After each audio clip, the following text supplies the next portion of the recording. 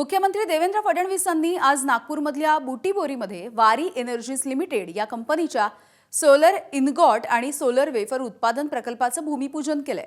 Solar panel उत्पादनाच्या क्षेत्रामध्ये भारताचं आत्मनिर्भरतेच्या दृष्टीनं हे महत्त्वाचं असं पाऊल मानलं जात आहे। दरम्यान राज्यामध्ये घरगुती गॅस, पेट्रोल आणि डिझेलचा कुठेही तुटवडा नाहीये। काँग्रेसकडून मुद्दाम लोकांमध्ये भीती पसरवण्याचा प्रयत्न सुरू आहे असा आरोपही मुख्यमंत्र्यांनी केला आहे। काँग्रेसच्या नेत्यांनी जे पॅनिक तयार केलेलं आहे त्या पॅनिकमुळे हे चाललेलं आहे।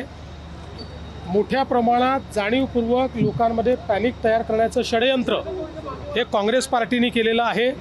वारंवार देशाच्या सरकारने, मंत्रालयांनी, सचिवांनी हे सांगितलेलं आहे की घरगुती गॅस कुठेही तुटवडा आपल्याकडे नाही, ऑइल, पेट्रोल, डिझेल कुठेही तुटवडा आपल्याकडे नाही, पाहिजे तेवढं सगळं आपल्याकडे आहे।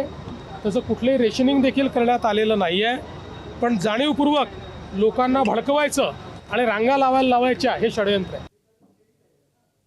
पुण्यात वारी एनर्जीज आणि दोषी परिवारातर्फे मनापासून स्वागत करते। तर काँग्रेसवरती आज देवेंद्र फडणवीस यांनी टीका केलेली आहे। विशेष त्यांची प्रतिमा असलेली सोलर पॅनल देशामध्ये घरगुती गॅसचा कोणताही तुटवडा नाहीये, मात्र काँग्रेसचे नेते लोकांमध्ये जाणीवपूर्वक संभ्रम निर्माण करण्याचा प्रयत्न करत असल्याचं वक्तव्य आणि टीका एका पद्धतीनं आज देवेंद्र फडणवीस यांनी काँग्रेसवरती केलेली आहे। एबीपी माझा, उघडा डोळे बघा नीट।